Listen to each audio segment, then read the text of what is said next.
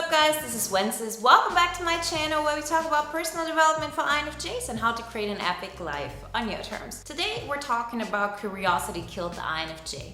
Does it or does it not? Because at first glance it seemed like, of course, that's something great. Of course, this is something we want. We as INFJs are curious by nature, meaning it's a skill we develop just by accident. Every single thing that might be considered a little bit out there that we want to understand, we dive into it. Our curiosity is getting us to a point where we gather so much knowledge and so much understanding for a situation that is not only going to help us in that particular circumstance, but in everything that comes after this. The problem with this whole thing is that we can go overboard, and we actually do that all the time. And so if you go overboard in one direction, yes, you might learn everything there is to it, but why have you spent so much time mastering something that isn't going to help you in the future? So let's say there's somebody you're interested in, and for years you have been analyzing every single conversation you've had in order to figure out, is there a connection? Well, there was a connection. Why has it gone away? Is this going to go somewhere? This is something I see represented in INFJs over and over and over again. This is really interesting because I thought I was the only one who did crazy stuff like this. Like, I remember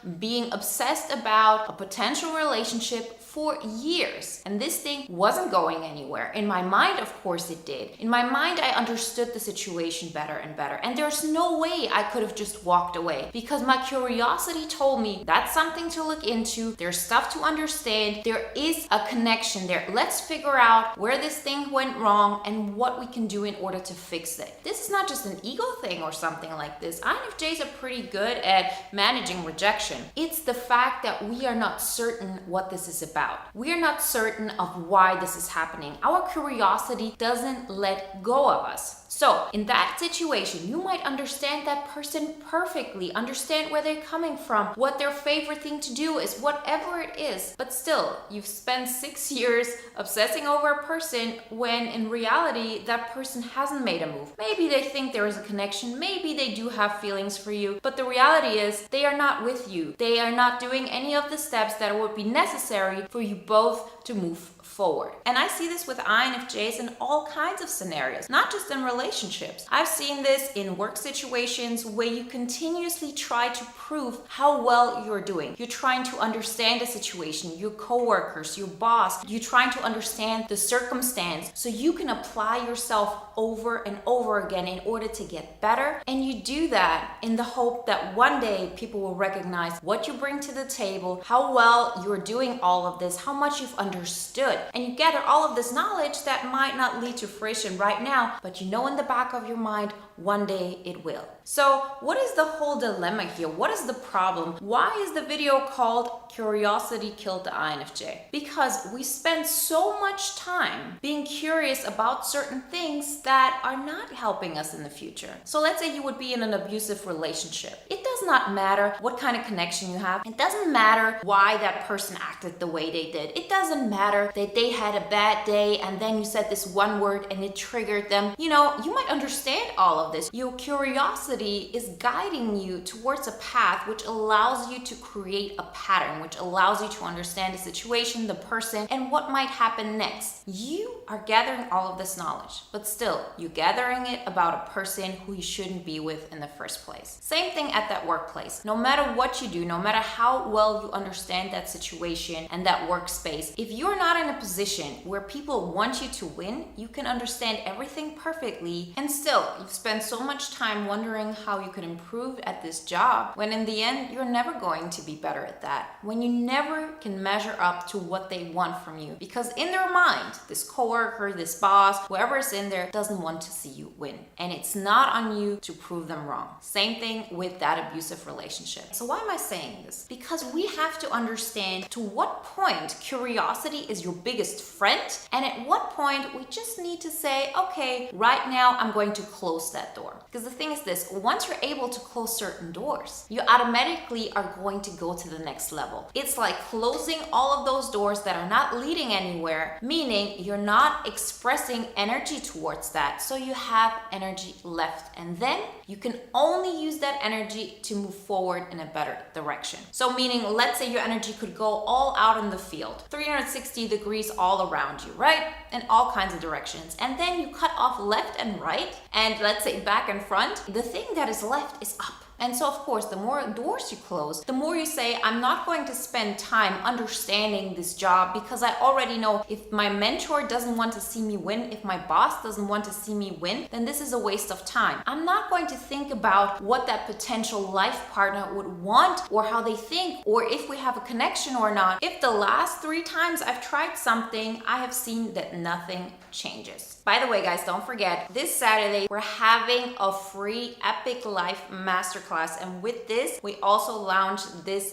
bootcamp. We have a payment plan this time. You can get access to an early bird price. And if you sign up for the bootcamp within the Masterclass hour, you enter to win 1 coaching session with me. All the information you find below. But let's get back to today's topic. So we discussed that there are certain situations where curiosity is really helping you because it helps you to build a skill. And remember, just because you've maybe put in a lot of time into a situation that didn't lead to fruition because you didn't understand that you shouldn't engage in that kind of relationship because it doesn't have any future, you didn't know that at that time. None of this is really wasted time. You understood something from this. But once you have a certain amount of understanding, you're not going to do the situation again. You're going to take that knowledge and move forward. So just because you might have spent 6 years or how long it ever might be focusing on that one person and that didn't lead to anything, it was a necessary time for you as an INFJ to understand once and for all that this is not the way to go. Similarly to the situation with the job. So never ever feel ashamed about what you did, why you got into a certain situation, what that meant, how played you feel, whatever it is. Like, I know there's so many feelings that come up within us when these situations happen because this is a typical INFJ thing. All our friends told us, you're not thinking straight. You see all the evidence that shows you that it's differently, that this isn't going to work. You see your friends telling you, why are you trying to impress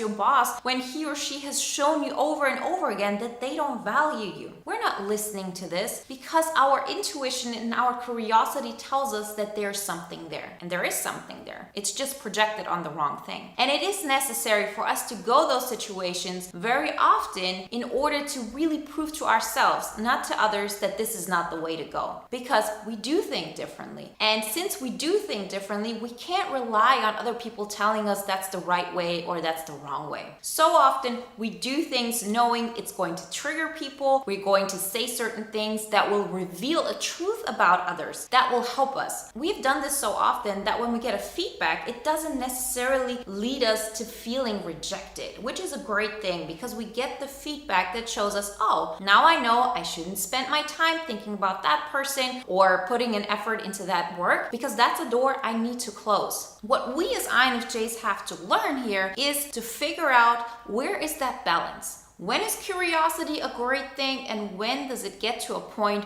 where it's holding us back? We want to improve our growth process because our growth process is the thing that is leading us into the INFJ Epic Life. So you get better at your finance game, you get better at your health game, you get better at your vocation, as in what you bring to the world, the thing that really makes our INFJs feel alive. It helps us with absolutely every aspect of creating that INFJ Epic Life. Let's not forget that. What I've understood is that when we get to this point, we have to bring the functions in, our cognitive functions. We have to understand what is the reason why we are that curious in the first place. And it also helps us to recognize what the reason is for us going into certain situations that we shouldn't really put ourselves in. The first important combination is NI-NTI. NI-TI is the thing that is all about understanding. That is curiosity because it's putting information into our system and creating a meaning around it, creating a pattern around it. This is not just NI. NI is picking up all of it and sort of having an intuitive feeling about it, but giving it meaning, that is what TI is all about. So NI-TI, that combination is the thing that is making us be curious. We want to understand. Remember, our third function, and this is not just an INFJ thing, our third function is the one we we overestimate the most. So let's say for ENFJs, it's definitely SE. You see this with ENTJs as well. They believe they're much more physically strong than they actually are, and they need to prove that to themselves if they're not healthy. We, on the other hand, if we're not healthy, and I'm seeing this as something that every single INFJ has gone through. So it's not like, oh, you're a healthy INFJ, you're an unhealthy INFJ. When I'm talking about an unhealthy INFJ, I'm saying when we are in our unhealthy state, when we're leaning into an unhealthy pattern.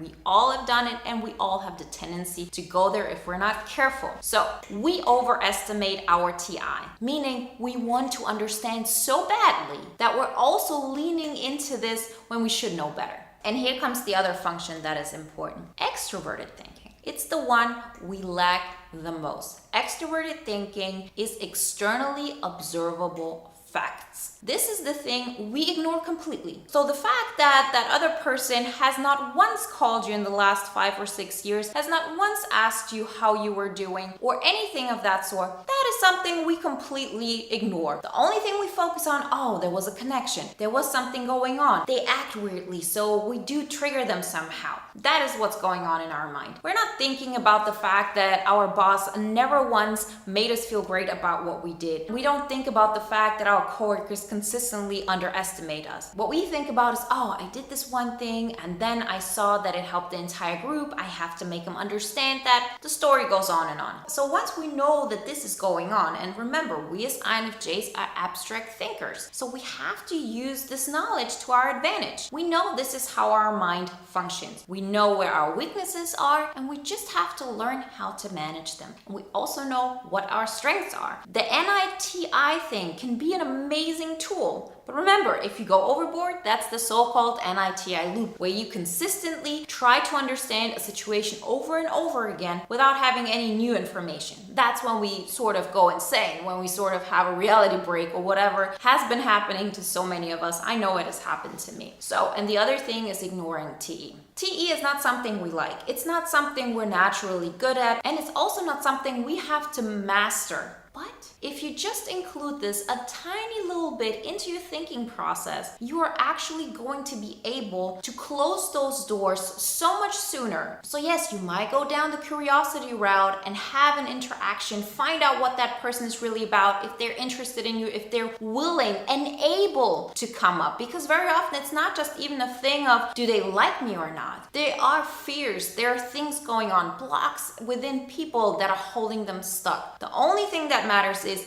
this person actively going towards me in a way that makes me see progress? Or is it that most of the time it's stagnant and then maybe there's one step forward and so on? Same thing with that situation at work. So you don't need to spend 6 years analyzing this over and over again. You can spend more time on this than, let's say, the average person to gather some additional knowledge, because you're okay with getting a feedback that might be a rejection. You're much more interested in getting that information than not being rejected, right? So this is a typical INFJ thing too. Go that. Have those 3 conversations with that person. Spend maybe 2 weeks, although that person doesn't get back to you. That's okay, but know when to stop. Tell yourself beforehand that your mind will lie to you. Your curiosity will lead you towards a road that is not healthy unless you say, I'm bringing extroverted thinking into my thinking process. And that is the thing that will allow us to find that amazing balance that will help us improve in life like never before. In relationships, in your workplace, in your vocation, in your wealth management, and in your health. In all of those things. In your visualization. It's all about personal growth. And specifically, when you understand these things, you get excited about life more and more, because you see how your mind is helping you move forward. It's something that makes you proud of yourself, that gets you excited, and it's just an interesting way of life to begin with,